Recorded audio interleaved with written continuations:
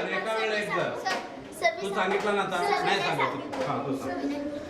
Nathia Europe खंडातील Rome शहरात राहते. ओके छान. मला खंड सांगू नका हो, फक्त ठिकाण सांगा. मला खंड माहिती आहे, तुम्हालाही माहिती आहे. हा तो झालं ना सांगितलं. तू सांग पण. मीनाक्षी पोर्ट ब्लेअर. तू सांग.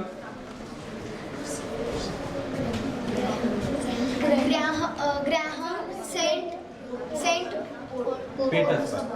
पीटर्सबर्ग. ठीक आहे. वेगवेगळ्या ठिकाणी ही वेगवेगळी मुलं आहेत, हो का? आता या नकाशामध्ये सगळी मुलांची चित्र आहेत, पण एक चित्र मुलांचं नाही. माहित आहे ना कोणतं चित्र आहे ते? कुठे आहे ताजमहल? माहित आहे? आग्रा कुठे आहे? भारतामध्ये. भारतामध्ये आहे ना? हो. जगामध्ये पण आहे ना? हा ठीक आहे. तर या आग्र्याजवळ एक मुलगा आहे, त्याचं नाव शाही. आता गंमत अशी झाली, या एंट्री केलं तर समजा ताजमहल कुठे आहे जायचंय, ताजमहलला भेट द्यायची आहे. सुट्टीमध्ये त्याला वाटलं जावं आणि त्यांनी विचार करायला लागला. त्यांनी जगाचा नकाशा घेतला आणि पाहिलं की ताजमहल कुठल्या दिशेला आहे किंवा ताजमहल कुठे आहे शोधायला लागला तो. तर एनरिके कसा शोधेल? पूर्वेस नाही, पूर्वेस आहे ना? नाही, याच्या पूर्वेला आहे ताजमहल, हो का? पण त्याच वेळेला समजा टोकियो मधली मिचिको जर म्हणाली आग्रा हे कुठल्या कुठं आहे? म्हणजे आता बघा, मिचिकोनं सांगितलेलं उत्तर पश्चिम दिशा आहे आणि एनरिकेनं सांगितलेलं उत्तर काय? पूर्व दिशा. तसं बाकीची लोक काय काय उत्तर सांगतील? एका वेळा एकतर. हा ग्रॅहम सांगेल आग्रा ही दिशा, दक्षिण आग्रा हे देश, आग्रा हे शहर दक्षिणेला आहे. ओके. मीनाक्षी सांगेल वायव्येला. काय वायव्येला? ताजमहल. ओके ताजमहल झाले की सगळे. आणखीन कोण? त्या उत्तरेला सांगेल नातालिया. जर उपदेशांचा वापर करून सांगितलं तरी सुद्धा आग्नेय नैऋत्य असं सांगू शकतो. ओके एवढं जरी बाहेर. आता गंमत अशी आहे, आग्र्यामध्ये ताजमहल तर एका ठिकाणी, ताजमहल बदललं नाही. आता समजा मी इथं आहे, हा सांगेल हे माझ्या या बाजूला आहे, कुठल्या दक्षिण बाजूला आहे. तू सांगेल पूर्वेला आहे, कुठली दिशा असेल ती. तसंच या ठिकाणी आहे. प्रत्येकाचं उत्तर वेगळं आहे. चुकलं का? सगळ्यांचं बरोबर आहे. हे पहा, एनरिकेने असं सांगितलं की ताजमहल हे पूर्वेला आहे आणि हे ऐकलं कात्याने. कात्या म्हणणार काय? काय म्हणणार? नाही बाबा, माझ्या उत्तरेला आहे. आता हा गोंधळ होऊ शकतो, कुणाचंही उत्तर चुकलं नाही. पण जेव्हा एखाद्या मोठ्या प्रदेशाचा विचार करतो, मोठ्या ठिकाणांचा विचार करतो, तेव्हा दिशेचा वापर करून एखादं ठिकाण कुठं हे सांगायचं म्हटलं की गोंधळ होऊ शकतो. होतो ना? हा गोंधळ घालवण्यासाठी मोठमोठ्या भूगोल तज्ञांनी किंवा माणसांनी काही आयडियाज आणल्या वापरात. त्या कोणत्या ते आपण पुढे बघू. ओके बसा काय. इकडे जगाच्या नकाशात तुम्हाला उभ्या आणि आडव्या रेषा दिसलेल्या आहेत, ओके नाही? आणि काही मला विचारत होता की मॅडम या रेषा आपण प्रत्यक्ष पृथ्वीवरती का नाही आखल्या, ओके नाही? तुमची शंका अगदी योग्य. आपण या रेषा कुठल्याही प्रत्यक्षात आखलेल्या नाही. आणि का बरं आखल्या नाही आपण त्याचा आता थोडंसं उत्तर शोधायचा प्रयत्न करू. ठीक आहे? हे बघा, तिथे समोर तुम्हाला आपल्या पृथ्वीचा गोल दिसतो, ओके नाही? आणि या ठिकाणी तुम्हाला खंड दिसत आहे आणि हा निळा रंगाचा भाग महासागराला सुद्धा दिसतो, हो ना? आणि इथे बघा एक अशी लांब लचक मध्यातून एक रेष आखलेली आहे. तो आहे आपल्या पृथ्वीचा आडवा व्यास. ठीक आहे? हा आडवा व्यास कोण वाचून दाखवेल मला? हा ये प्रेस उभा ये.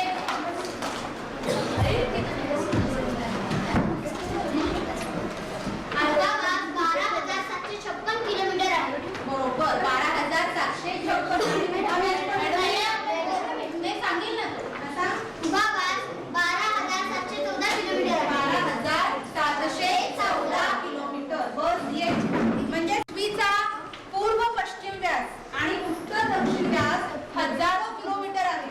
आपण एक छोटंसं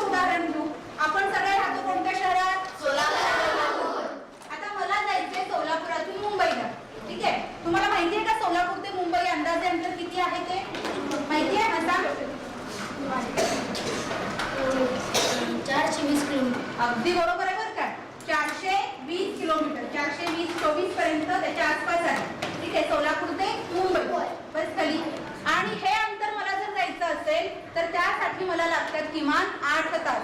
म्हणजे अंतर आहे फक्त 420 किलोमीटर आणि लागतात मला 8 तास. आणि हे तर आपण जर पाहिलं पूर्व पश्चिम अंतर किती हजारो किलोमीटर आहे, 12,754 किलोमीटर. मग एवढा मोठा पूर्व पश्चिम व्यास आणि उत्तर दक्षिण व्यास सुद्धा जवळपास तेवढाच आहे, 12,714 किलोमीटर. म्हणजेच काय, आपल्या पृथ्वीचं आकारमान खूप मोठं आहे, बरोबर आहे. आणि फक्त आकारमान मोठं आहे असं नाहीये, आपल्या पृथ्वीवर आणखी काय काय आहे बरं, खंड आणि महासागरांशिवाय काय काय आहे?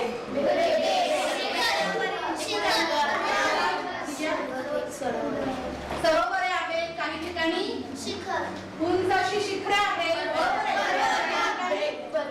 उंच पर्वत, शिखरे, बेट सुद्धा आहेत, खोल दऱ्या आहेत. मग मला सांगा, तुम्ही असं म्हणाल की मॅडम आपण या रेषा पृथ्वीवरती आखू शकतो, मग मला सांगा तुम्ही असं महासागरातून रेषा आखत पुढे जाऊ शकाल का? अजिबात शक्य नाही. महासागरामध्ये आपण या रेषा आखू शकणार नाही. काही ठिकाणी उंच पर्वत येतील, तिथे सुद्धा आपण रेषा आखू शकणार नाही. काही ठिकाणी खोल दरे आहेत, त्या ठिकाणी आपण जाऊ शकणार नाही, हो ना. म्हणजेच काय, या सगळ्या रेषा फक्त काल्पनिक स्वरूपात आहेत. या उभ्या आडव्या रेषा आपण कुठेही प्रत्यक्ष जमिनीवर आखलेल्या नाही. या रेषा फक्त आपण एकतर जगाचा नकाशा किंवा आपल्या पृथ्वीचा भूगोल त्याच्यावरच आखलेले आहेत आणि त्याच्या सहाय्याने आपण एखाद्या ठिकाणचं नेमकं स्थान सांगू शकतो. लक्षात आलं उभ्या आडव्या रेषा का आखलेल्या आहेत ते? आता आपण एक व्हिडिओ पाहिला सर. अर्थात या ठिकाणी मुलांचं पूर्वज्ञान आम्ही लक्षात घेतलं, म्हणजे इयत्ता 5वी पर्यंत त्यांनी दिशांचा वापर करून एखादं गोष्ट सांगणं हे त्याला ज्ञात आहे. आता काय होतं की जगाच्या नकाशामध्ये आम्ही वेगवेगळी पात्रं दिली, त्या पात्राच्या माध्यमातून ही मुलं सांगतायत की ताजमहाल ही वास्तू कुठे आहे. आता यातून काय होतं की मुलं आपल्या पूर्वज्ञानाशी निगडीत सांगतायत. वास्तविक पाहता ताजमहाल एकाच ठिकाणी, पण सगळ्यांची उत्तरं वेगळी आली, कुणाचं चुकलं नव्हतं. पण असा जो गोंधळ होतो, या गोंधळातूनच जेव्हा त्याच्यावर काही सोल्युशन काढायचं, त्या समस्येवर तोडगा काढायचा विचार झाला आणि त्यातून मग ही अक्षवर्त रेखावर्त आली.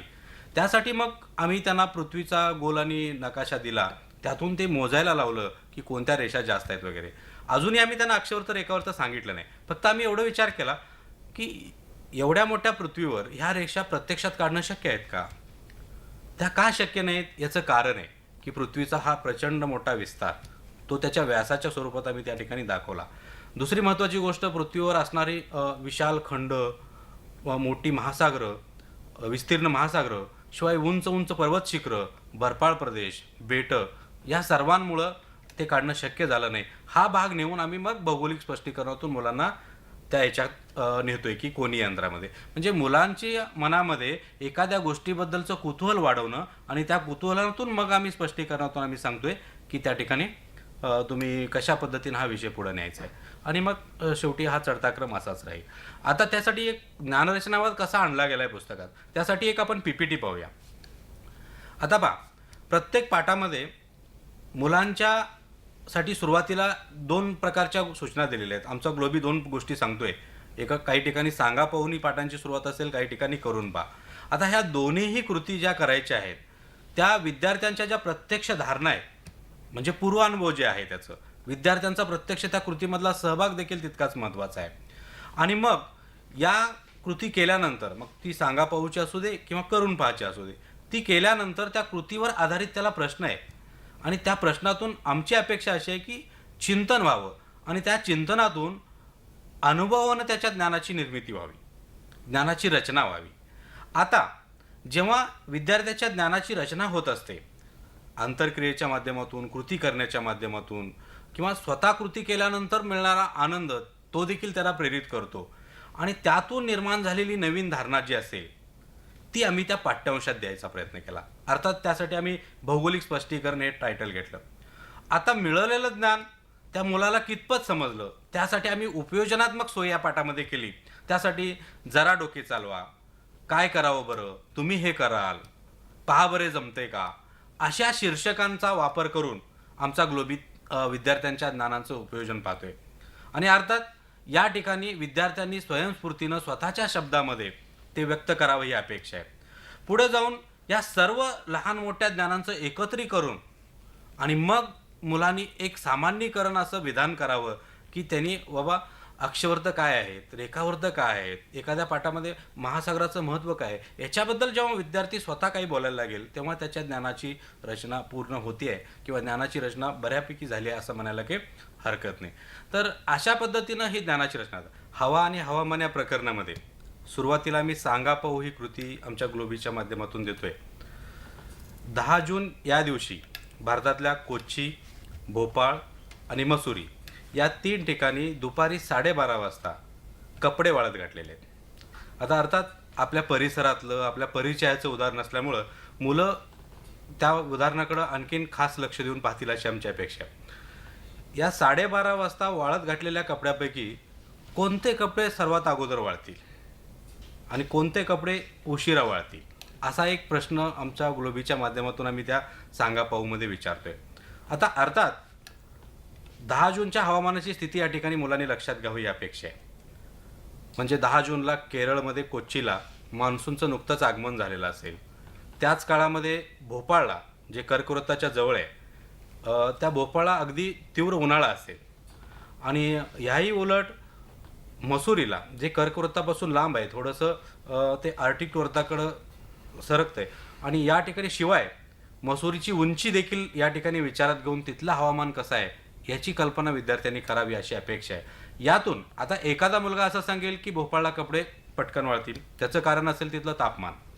एखादा मुलगा असा म्हणेल नाही कपडे मसुरीला लवकर वाळतील. आता अर्थात या दोघांच्या उत्तरांची स्वीकृती आपण करायची आहे कारण हीच तर ज्ञानरचना आहे. आपण जर असं म्हणलं की नाही नाही नाही नाही उन्हाळ्यातच वाळतात म्हणजे आपण त्याला डेफिनेट उत्तर सांगतोय. आता इथं काय होईल त्याची तसं उत्तर सांगण्यामागची आयडिया काय ही आपण जाणून घ्यावी. आता तो म्हणेल की आमच्या घरामध्ये पंखे लावून कपडे वाळवतात, अर्थात थंड हवा मसुरीला वाहते तर तिथं लवकर वाळेल हे त्याचं सांगणं असेल. हां, या दोन्ही गोष्टीचा ज्ञान रचनेसाठी उपयोग होईल आणि मग हवामानाबद्दलचं स्टेटमेंट त्याचं येईल. मग त्याच्या त्या कारणाकडे आपण जाऊ अशा पद्धतीनं ज्ञान रचनावर आणलं आहे. शिवाय आपण साधारणपणे तापमानाचा विचार करताना सांगत असतो की जमीन लवकर तापते आणि लवकर थंड होते तर पाणी उशिरा तापतं आणि उशिरा थंड होते.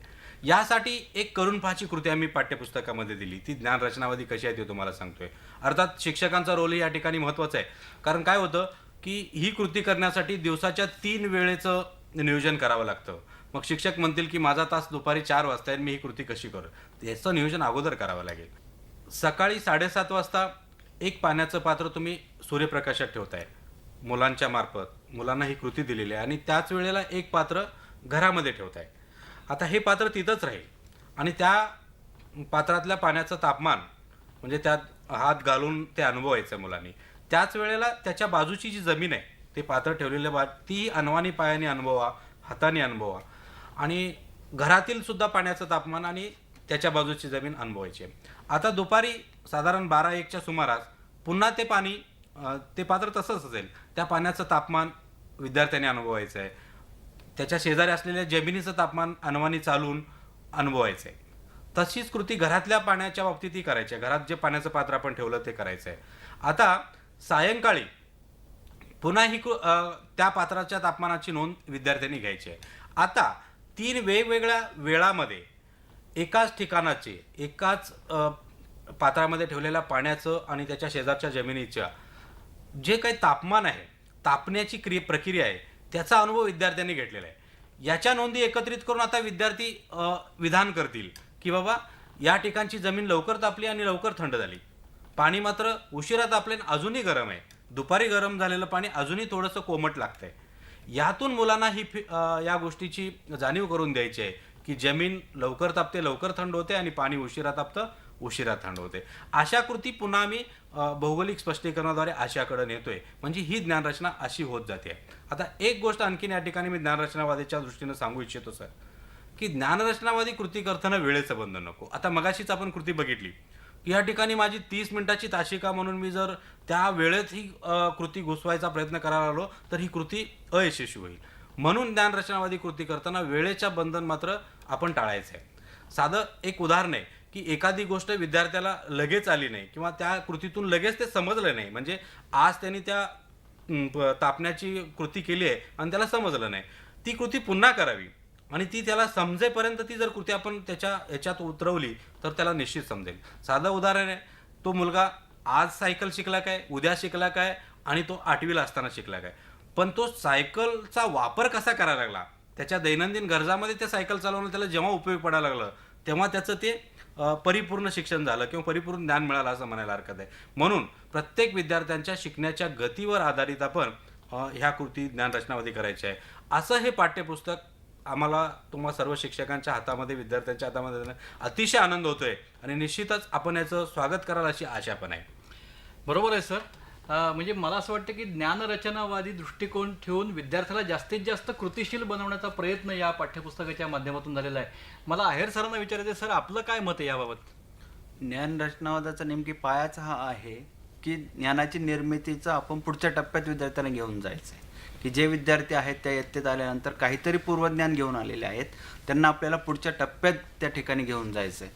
उदाहरणार्थ दाखल सांगायचं असेल, थोडक्यात सांगतो की तापमान हा घटक शिकल्यानंतर विद्यार्थ्याचं पूर्वज्ञान कसं वाढणार आहे. सर्वसाधारण आपला प्रत्येकाचं एक पूर्वज्ञान असं आहे की अगोदर सूर्यापासून जमिनीपर्यंत येताना हवा तापते आणि नंतर जमीन पाणी हे तापत असतं. ज्यावेळेस विद्यार्थी हा आमचा तापमान घटक शिकेल त्यावेळेस तो असं सांगेल नाही, अगोदर जमीन पाणी तापतं आणि त्याच्यानंतर त्याच्या लगतची हवा तापत तापत वरची जी काय हवा आहे ती तापते. म्हणजे अशा पद्धतीने विद्यार्थ्याला आम्ही त्याच्याकडे जे काही ज्ञान आहे त्यातून त्याला पुढच्या टप्प्यात घेऊन जाणार आहे. त्यासाठी आम्ही हा ज्ञानरचनावादाप्रमाणे सगळ्या पाठाचं लेखन अशाच स्वरूपाने केलेलं आहे. बरोबर आहे. पण म्हणजे हे जे काही सगळी रचना आहे ही भूगोलशास्त्राशी संबंधित आहे आणि भूगोलशास्त्र हे अतिशय व्यापक अमर्याद असं शास्त्र, ज्याच्यामध्ये अनेक घटकांचा समावेश अंतर्भूत होतो. आहेर सर, याच्यामध्ये कोणती महत्त्वाची क्षेत्र या पाठ्यपुस्तकामध्ये आपण भूगोलाच्या संदर्भात घेतलेली आहेत? आत्ताच आपण बोलता की भूगोल हा विषय आहे तो व्याप्ती फार मोठी आहे आणि व्यापक आहे.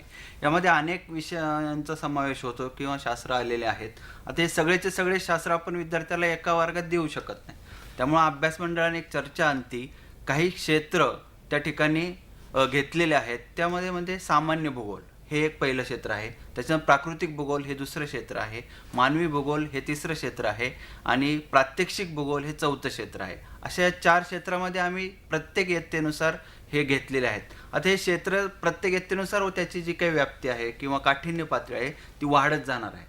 हे क्षेत्र घेताना भूगोलातील विषय याचबरोबर भूगोलातील वातावरण असेल, जलावरण असेल किंवा शिलावरण याही घटकांचा समावेश होणार आहे या क्षेत्रांमध्ये आणि इयत्तेनुसार याची काठिण्य पातळी वाढत जाईल असं आम्ही हे या ठिकाणी प्रयत्न केला. आता सामान्य भूगोलातले जर आपण पाठ जर बघितले, आपण PPT पहा की सामान्य भूगोलातले जर पाठ बघितले तर पहिला जो काही पाठ आहे तो म्हणजे पृथ्वी आणि वृत्ते. त्याच्यानंतर चला वृत्ते वापरूया, की त्याने एकदा ते अक्षरवृत्त रेखावृत्त शिकला तर तो कोणत्याही ठिकाणचं अक्षरवृत्त रेखावृत्त काढण्याचं सांगण्याचं काम विद्यार्थी करू शकेल अशा स्वरूपाचं आहे. त्याच्यानंतर प्राकृतिक भूगोलाचा विचार केला तर हवामान हा एक पाठ आहे, तापमान आहे, महासागरांचे महत्त्व आहे आणि खडक आणि खडकांचे प्रकार आहेत. आता यातून त्याला जे काही प्राकृतिक आहे यामध्ये आपण जर बघितलं तर जे काही जलावरण आहे या घटकाचा समावेश त्या ठिकाणी आलेला आहे. त्याचबरोबर मानवी भूगोल जे आहे, मानवी भूगोलामध्ये आम्ही नैसर्गिक संसाधने असतील, ऊर्जा साधने असेल किंवा मानवी व्यवसाय असेल याची माहिती विद्यार्थ्याला गेलेली आहे की जेणेकरून विद्यार्थ्याला भावी काळात ह्या सर्वाचा उपयोग होईल किंवा आपण कोणता व्यवसाय करायचा, नेमके आपल्या भागात कोणकोणत्या नैसर्गिक संसाधने आहेत हे विद्यार्थ्याला माहीत होईल आणि तो त्याचा वापर करायला लागेल. अशा दृष्टीने हे क्षेत्र घेतले. त्याबरोबर शेवटचं जे काही क्षेत्र आहे ते म्हणजे प्रात्यक्षिक भूगोल.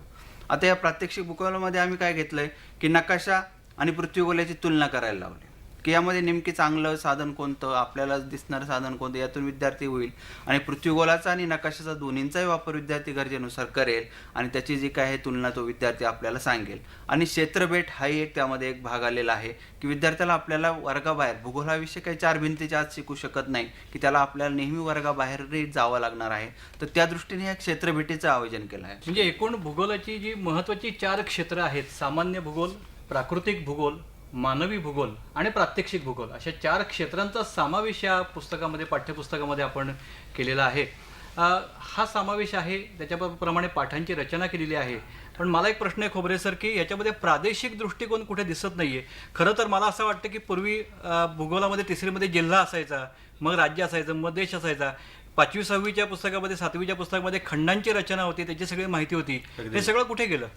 हां, मला माहीत होतं अतुल सर अजून ह्या प्रश्नापर्यंत कसे आलेले, कारण हा प्रश्न सर्व शिक्षकांच्या जिव्हाळ्याचाच आहे. प्रादेशिकता नाही असं नाही म्हणणार, पण प्रादेशिकता ही संकल्पना मात्र वेगळी ठेवली नाही. कारण काय होतं सर, जर समजा मी आता तुमच्या याच्याप्रमाणे चाललो तर आता 6वीला मला खंडांचा अभ्यास करावा लागेल किंवा जगाचा अभ्यास करावा लागेल.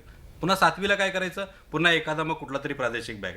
पण याच्यातून काय होतं की एखादा पाठ्यघटक सांगताना लिमिटेशन येतं, तेवढाच भाग घ्यावा असा दृष्टिकोन होतो. म्हणून आम्ही काय केलं, ज्या ज्या ठिकाणी प्रदेशाचा विचार आवश्यक आहे त्या त्या ठिकाणी आम्ही घेतलं, म्हणजे अगदी परिसरापासून जगापर्यंत.